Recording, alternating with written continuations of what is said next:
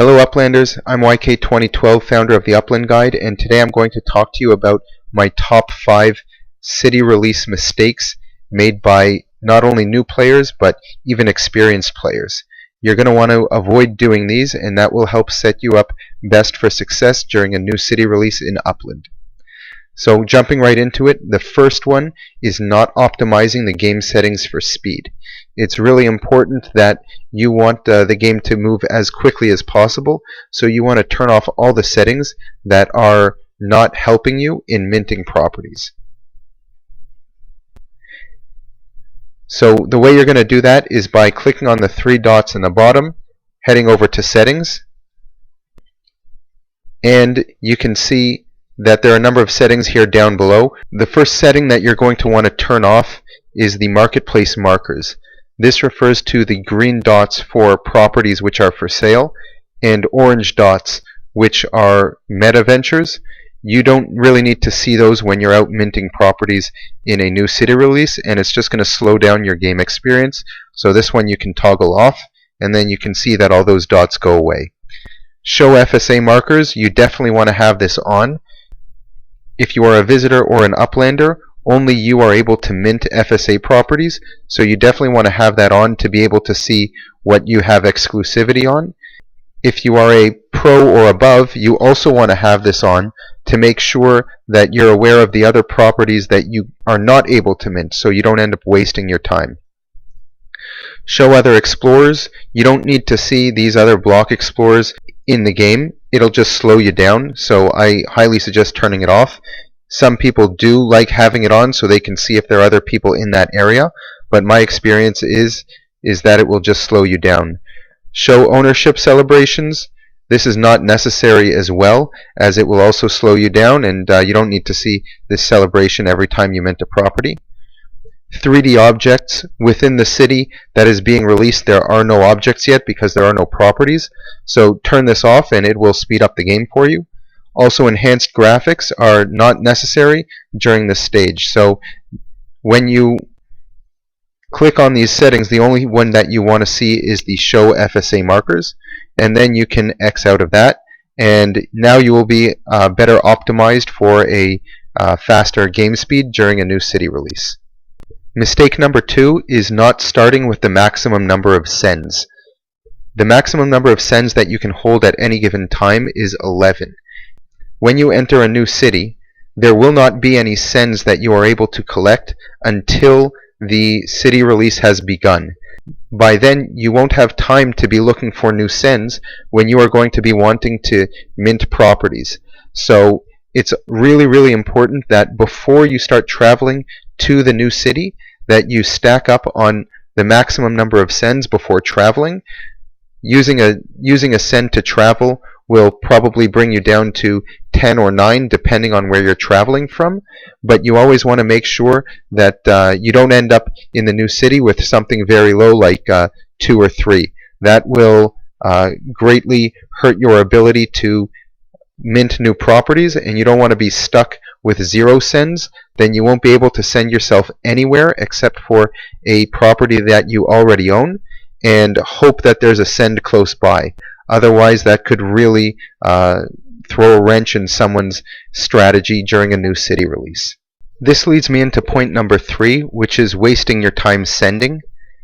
If you have a specific strategy and a specific property that you're looking to mint, and you happen to find yourself not in that area, chances are that there are other people who are also looking to mint that same important property, and there will be lots of people trying to get it. Here you can see a video that I took during a stress test, and you will be able to see exactly what I mean. Now, when I hit play, all these white properties have not been unlocked yet, and now they just turned gray. So now the city is open to be minted. And as you can see, I'm just scouring around looking for a property to turn blue, which means that someone has then bought it, and I am now able to send myself to that property. So in a moment here, there we go. Someone just minted a property in this neighborhood. Now I'm willing to bet that I'm not the only person trying to send myself to that property. And this player has already had, look at that head start he has. He probably has about 10 or 12 seconds to continue minting properties. Now here during this stress test, it took time for the game to update, and all of these properties that look like they're green, they're actually already previously minted. So you can see there that that one has been blocked by another player, and all of these other ones, they've already been minted as well. So if you're looking to send yourself to a specific property, just make sure that you understand the risk involved. The worst thing that could happen is that you try and go for a specific property, and then you end up in this situation, and then try to send yourself somewhere else and see yourself in the exact same situation, and at the end of the day you won't be able to get any properties that you were looking for. On top of that, you can end up wasting all of your sends, which was the point that I described earlier. So it's really important to always have a plan A, B, C, D, and so on, because you don't want to end up with absolutely nothing. You want to have some ideas of things that you might want to get based on where you find yourself on the map at the moment that the city is released. If you don't like where you are, just know that there's a risk in going elsewhere, especially if you're looking to get some highly coveted properties that many other players are likely also to want to mint as well. Mistake number 4 is primarily for newer players, whether it be visitors or uplanders, and the mistake being to mint only FSA properties. Now, why do I say that this is a mistake? FSA properties can be a big advantage, primarily enabling players with smaller net worth to mint properties that are relatively small and within their price budget, but there are some pretty big restrictions on FSA properties for the people that do mint them. The first of which is that you are not able to sell an FSA property for US dollars until you hold it for 6 months.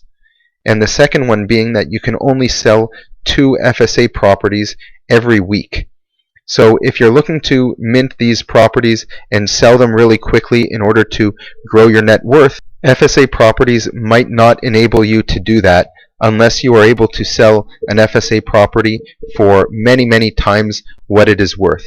So I suggest you be selectful and thoughtful when you do go out and mint FSA properties. I always recommend that if there are 2 properties side by side and everything's equal in terms of the fact that they're in the same neighborhood and they are of the same size or similar size, you should always go ahead and mint the non-FSA property first, because it does not have those restrictions that I spoke of. Mistake number 5, in my opinion, is to spend all of your UPEX during a new city release. I always like to make sure that I have a little bit of UPEX left over, because I don't do too much jumping around the city in order to mint. Because of step number 3, I want to focus my time on one area, and if I find an area that is really good in my opinion, I will just stay there and mint however much I want based on my budget.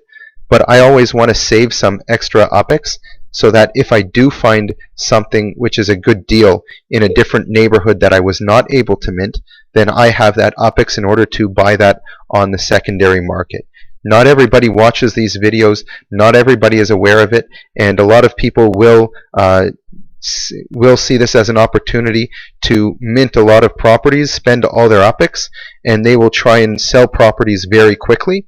And this could be an opportunity for someone who has some extra UPEX left over to go ahead and buy something which might be at a markup, but compared to what it may be further down the line, if you're a long-term holder like I am, then you are able to get some other properties at a reasonable price, because other people may have run out of UPEX and they're just looking for a quick sell in order to buy something else as well.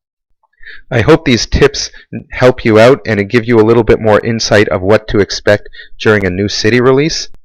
Click on the description below. We have a link there which will help you prepare for any new city release. It's a good reminder for even more experienced players, but I believe it's definitely a must for new players to really get a better insight as to how new city releases work. it is the best opportunity to grow your net worth as well, so it's worth taking a look and reading up on that. Please leave us any comments or questions you have down below. Like this video and don't forget to subscribe to our channel.